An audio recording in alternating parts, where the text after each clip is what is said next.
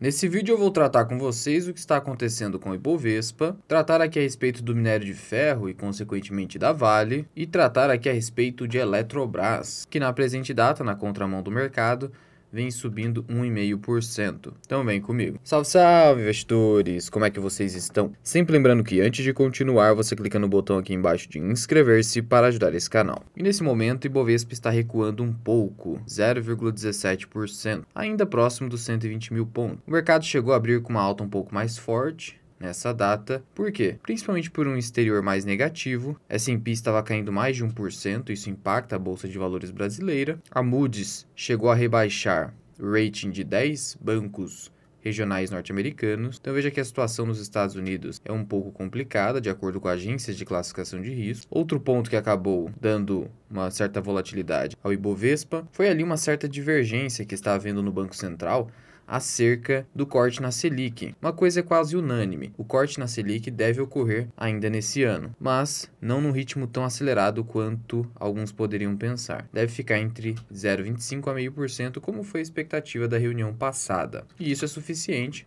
para gerar ali uma alta do dólar e também um pouquinho de volatilidade no Ibovespa. Nesse momento, o EWZ está caindo 0,31%, na linha da queda aqui com o Ibovespa. Vale está caindo um pouco mais, 0,79%. Petrobras subindo um pouquinho e a Eletrobras subindo bastante, quase 2%. E essa queda de Vale que acaba sustentando ainda a queda do Ibovespa, junto com essa volatilidade do mercado norte-americano e da divergência, pequena divergência no Copom. É que o minério de ferro continua caindo em razão de dados mais fracos na China. Temos aqui minério de ferro caindo 2,35%, já o aço cai bem menos, até por isso que Gerdau não é tão afetada, por exemplo. Minério de ferro nesse momento negociando a 104 dólares a tonelada. Na bolsa de Singapura chegou a encostar a 100 dólares, por isso que Vale acaba sofrendo um pouquinho. No gráfico semanal, Vale permanece estável nos seus preços, sobe na semana 0,5%. Então veja que, apesar de tudo, houve uma estabilização nos preços da Vale, já que mesmo com toda essa queda no preço do minério de ferro, ainda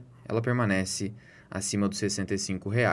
Eu particularmente não venho aumentando posição agora em Vale, isso porque eu estou com uma posição bem relevante, mas se ela vir a encostar os R$ 60, aumentarei posição pela oportunidade, não é recomendação. E por quê? Com o preço atual do minério de ferro, mesmo que ele volte aqui para os 86 dólares a tonelada, como aconteceu em outubro de 2022 e Vale permaneceu nas mesmas cotações, muito abaixo desse preço, acho bastante improvável o minério de ferro cair, porque do contrário, o custo de produção da commodity será muito próximo do próprio preço que ela é negociada internacionalmente. Isso inviabiliza a operação de diversas mineradoras, razão pela qual um preço muito abaixo de 80 dólares acho muito, mas muito improvável.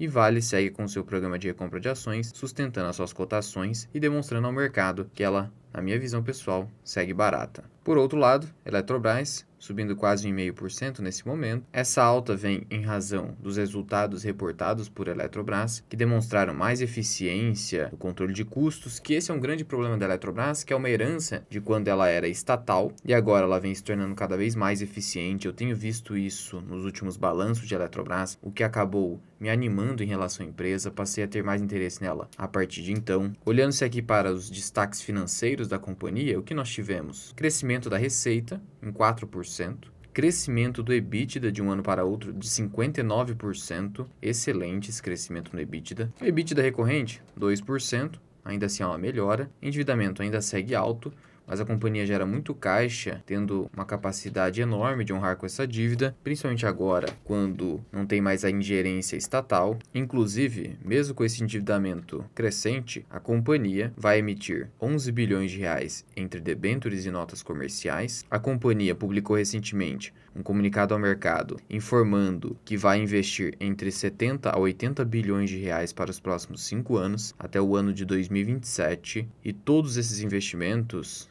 precisam ser financiados de alguma forma: capital próprio, capital de terceiros através de debêntures, créditos tributários, por exemplo, os aproximadamente 15 bilhões de reais que a Eletrobras tem de créditos tributários, de prejuízos acumulados, que inclusive pode ser utilizado todo esse montante para a aquisição de alguma elétrica, uma transmissora, por exemplo, como uma Transmissão Paulista. 80 bilhões, só para você ter uma ideia, é praticamente o valor de mercado da Eletrobras. Aqui dentro de Elet 3, atualmente ela negocia a pouco mais de 90 bilhões de reais, negociando ainda bem abaixo do valor patrimonial. E esse PL está bem distorcido porque ela teve resultados mais fracos, mas agora vem melhorando. Obviamente você não terá dividendos altos, porque esse plano de investimentos mais agressivo tende a gerar retenção de dividendos, então hoje seria uma empresa mais para uma carteira de oportunidades visando dividendo futuro, assim como é o caso, de forma similar, mas com as devidas proporções, com a S Brasil. Muitos me perguntam, inclusive, se não seria o caso de vender a S Brasil, porque os dividendos não vieram. Mas é a mesma situação com a Eletrobras, são empresas que estão num forte ciclo de investimento, estão alavancadas, e a desalavancagem só vai vir com os próximos anos e depois de dividendos mais altos. Então, ao ingressar nesses tipos de elétricas, você precisa ter muita paciência. Em relação aos números da Eletrobras, o Credit Suisse entendeu que eles vieram bem positivos, também vi dessa forma. A XP Investimentos também vislumbrou dessa maneira. A Genial, inclusive, destacou que os resultados vieram acima das expectativas dela, não à toa que as ações estão subindo. As ações sobem após publicação de um resultado quando supera a expectativa do mercado. Então, mesmo que uma empresa tenha prejuízo, ela pode acabar subindo caso o prejuízo seja inferior ao que o mercado esperava. O grande problema da Eletrobras ainda, que não me faz querer comprar com muita força, é justamente os empréstimos compulsórios, que estão reduzindo, mas esse aqui é uma herança horrorosa que atinge a Eletrobras até hoje, com diversos processos judiciais, inclusive em ocasiões em que a Eletrobras cita nos processos que precisa de prazo para pagar as dívidas, os processos em razão de fluxo de caixa complicado no momento. Credit Suisse mantém preço-alvo na Eletrobras em R$ 54,00 e Itaú BBA e JP Morgan ficam entre 50 e 60 reais, o que seria um potencial de valorização bem interessante. A ação ainda negocia bem abaixo do valor patrimonial, deve se recuperar com os próximos trimestres. Historicamente, a companhia negocia uma relação preço-valor patrimonial mais próxima de 1. É claro que também o ROI costuma ser superior, então veja que essa queda nas cotações decorre de um ROI inferior, em razão do ano passado principalmente.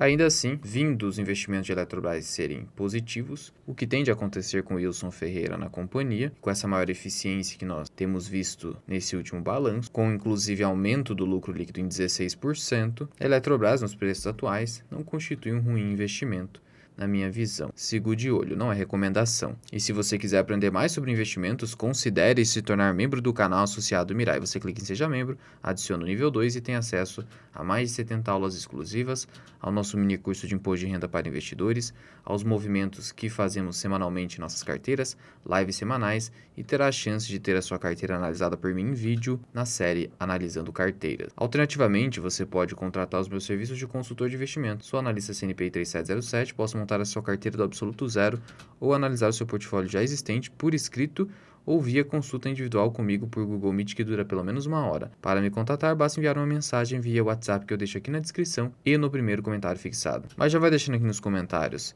na sua visão, Eletrobras está descontada ou teria que cair mais para valer algum aporte? Muito obrigado por ter ficado comigo até aqui. Eu sou o Luan, que é o canal Mirai Investing. Até o próximo vídeo. Fui!